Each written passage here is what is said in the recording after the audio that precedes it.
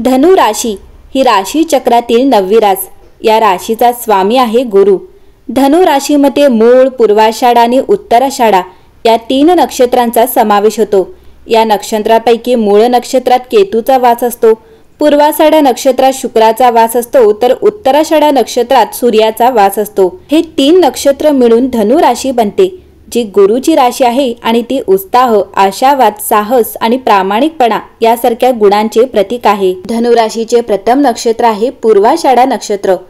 पूर्वाषाढा नक्षत्र हे नक्षत्र मंडळात 20व्या क्रमांकावर आहे। पूर्वाषाढा म्हणजे विजयापूर्वी। वैदिक ज्योतिषशास्त्रात पूर्वाषाढाला स्त्री नक्षत्र मानले जाते, कारण ते आप आणि शुक्र यांच्याशी संबंधित आहे। 5 घटकांपैकी पूर्वाषाढा नक्षत्र हे वायू तत्वाशी संबंधित आहे। या नक्षत्रावर वायू तत्वाच्या प्रभावामुळे या नक्षत्राचे लोक अव्यवहार्य आणि निराधार ध्येय साध्य करण्याचा प्रयत्न करतात। शुक्र हा पूर्वाषाढा नक्षत्राचा अधिपती ग्रह मानला जातो, ज्यामुळे या नक्षत्रावर शुक्राचाही प्रभाव असतो।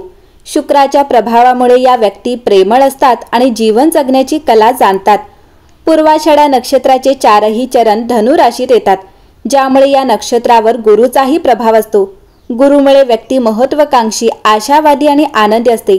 पूर्वाषाढा नक्षत्राला चारित्र्याने ब्राह्मण मानले जाते। पूर्वाषाढा नक्षत्राचे प्रतीक हे झाडू, हस्तिदंत किंवा हातांचा पंखा आहे। रंग काळा आहे। अक्षर ब आणि ज आहे। झाड हे सीता किंवा अशोक वृक्ष आहे। देव आप, 8 वसूंपैकी एक पाण्याचा देव आहे। नक्षत्र स्वामी शुक्र आणि राशी स्वामी गुरु आहे। भौतिक सुख पाहता महिला आणि भूमी, घर सुख, शारीरिक रचना पाहता सुंदर चेहरा आणि शरीर यष्टी सामान्य असते। पूर्वाषाढा नक्षत्राचे लोक हे निर्भय, आक्रमक आणि संघर्षशील असतात। ते देवभीरू, विनम्र, प्रामाणिक आणि द्वेष आणि ढोंगीपणापासून दूर असतात। त्यांना धर्म आणि कर्मात रस असतो। व्यवसायाने पूर्वाषाढा नक्षत्राखाली जन्मलेले लोक हे जहाज बांधणी, नौकानयन, सागरी जीवन आणि जल उपयोगितांशी संबंधित काम करतात। पूर्वाषाढा नक्षत्रात जन्मलेले लोक सर्वांसाठी विश्वासार्ह असतात। हे लोक एकदा घेतलेल्या निर्णयावर ठाम राहतात। यासोबतच या नक्षत्रात जन्मलेले लोक धाडसी, महत्वाकांक्षी आणि तत्वज्ञानी असतात।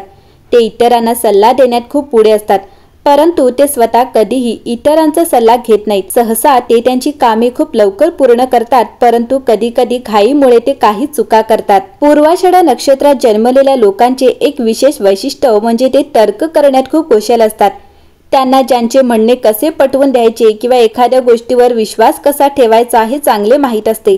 कोणत्याही बाबतीत निर्णय घ्यावा लागला तर तो टाळतात, परंतु एकदा निर्णय घेतला की ते शेवटपर्यंत त्यावर ठाम राहतात। पूर्वाषाढा नक्षत्रात जन्मलेल्या पुरुषांबद्दल बोलायचे झाले तर या नक्षत्रात जन्मलेले पुरुष हे आवेगी आणि विश्लेषणात्मक असतात। अशा परिस्थितीत इतरांना तर्कशास्त्रात या लोकांना पराभूत करणे खूप कठीण असते। तथापि त्यांच्या कमकुवत निर्णय क्षमतेमुळे ते कोणताही निर्णय लवकर घेऊ इच्छित नाहीत, परंतु अनेक वेळा ते घाईघाईने चुकीचे निर्णय देखील घेतात। तर पूर्वाषाढा नक्षत्रात जन्मलेल्या महिलांबद्दल बोलायचे झाले तर या महिला आकर्षक आणि सुंदर असतात। आपले विचार व्यक्त करताना या महिला आपल्या शब्दांचा इतरांवर काय परिणाम होतो याचा अजिबात विचार करत नाहीत, त्यामुळे अनेक वेळा प्रतिकूल परिस्थिती निर्माण होते। व्यवसाय आणि करिअरमध्ये बोलायचे झाले तर या लोकांना विज्ञान क्षेत्रात खूप रस असतो। हे लोक खूप ज्ञानी असतात, म्हणून डॉक्टरांचा व्यवसाय त्यांच्यासाठी खूप योग्य आहे। व्यवसाय करणाऱ्यांना त्यांच्या क्षेत्रात पुढे जाण्यासाठी इतरांच्या मदतीची आवश्यकता असते। तर कौटुंबिक जीवनाबद्दल बोलायचे झाले तर या नक्षत्रात जन्मलेल्या लोकांचे लग्न सहसा खूप उशिरा होते। त्यांचे वैवाहिक जीवन आनंदी असते। कुटुंब किंवा पालकांच्या बाबतीत त्यांचा कल त्यांच्या सासरच्या लोकांकडे जास्त असतो। तर धनु राशीतील दुसरे नक्षत्र आहे मूळ नक्षत्र। मूळ नक्षत्रावर केतूचे राज्य असते आणि ते मुळांच्या समूहाने एकत्र बांधलेले असते। त्यांचे अध्यक्षस्थान विनाशाची देवी महाकाली असते।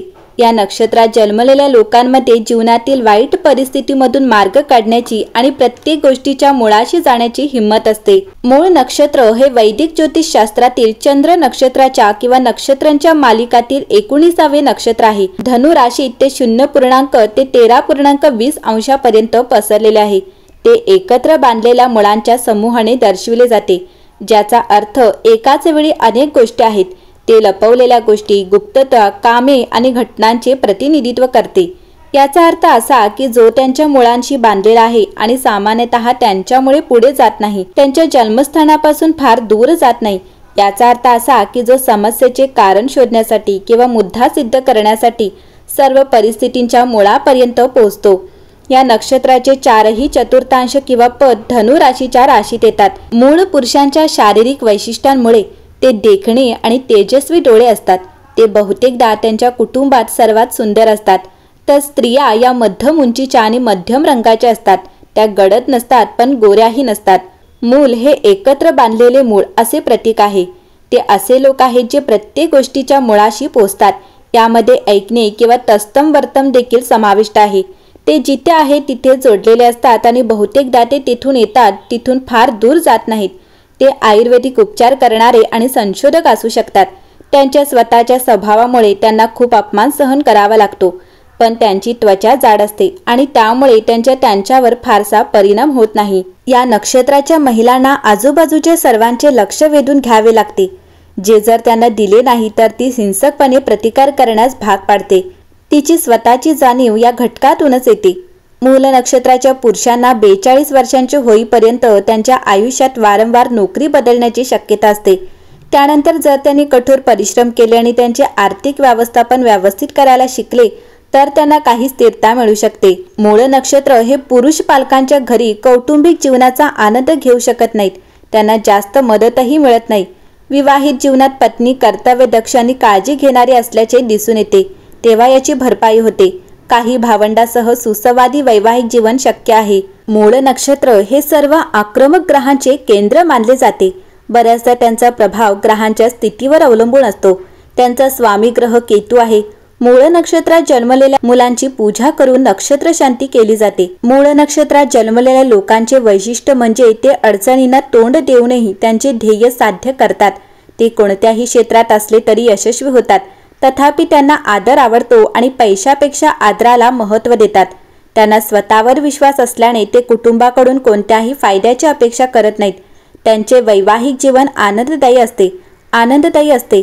महिलांबद्दल बोलायचे झाले तर त्यांना त्यांच्या प्रियजनांपासून अनेक वेळा वेगळे व्हावे लागू शकते।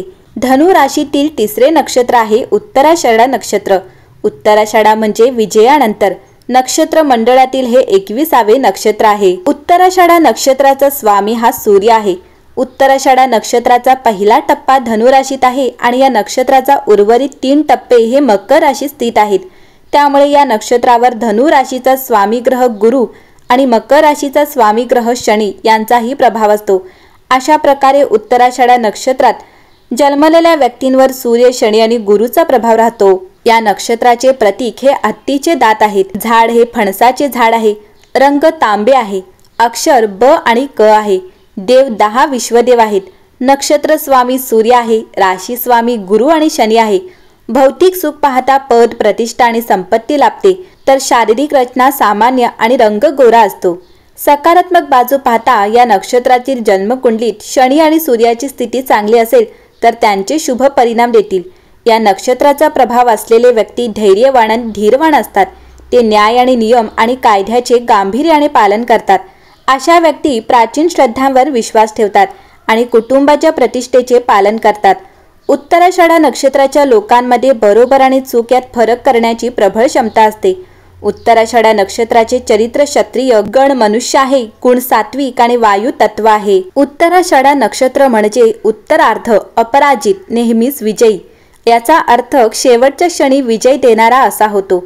काही विद्वानांनी असेही म्हटले आहे की उत्तराषाढा नक्षत्र हे ते क्षेत्र आहे जिथे देवा आणि राक्षसांवर विजय मिळवला होता। म्हणून पूर्वाषाढा आणि उत्तराषाढा नक्षत्रांना एक जोडी मानले जाते। हे देखील कारण आहे ते म्हणजे सुरुवातीचा विजय आणि दुसरा म्हणजे शेवटचा विजय। पूर्वाषाढाप्रमाणे हत्तीचा सुंट या उत्तराषाढाचं मुख्य प्रतीक मानला जातो। पूर्वाषाढा हा हत्तीचा डावा सुंट आहे, तर उत्तराषाढा नक्षत्र हा त्याचा उजवा सुंट मानला जातो। 10 विश्वदेवांना उत्तराषाढाचा अधिष्ठात्री देवता मानले आहे। त्यांची नावे शुभ, सत्य, इच्छाशक्ती, कार्यक्षमता, काळ, आकांक्षा, संकल्प, पूर्वज, तेजोवलय आणि शिखर असे आहेत। हे सर्व देवता दैवी गुणांचे सूचक आहेत आणि परोपकारी आहेत।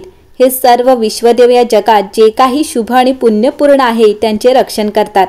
हे नक्षत्र धनु आणि मकर राशीला जोडणारे आहे, म्हणून या लोकांची राशी धनु किंवा मकर आहे आणि त्यांच्यात उत्तराषाढा नक्षत्र असू शकते। उत्तराषाढा नक्षत्रात जन्मलेल्या लोकांना तीक्ष्ण बुद्धिमत्ता आणि प्रभावी व्यक्तिमत्व असते।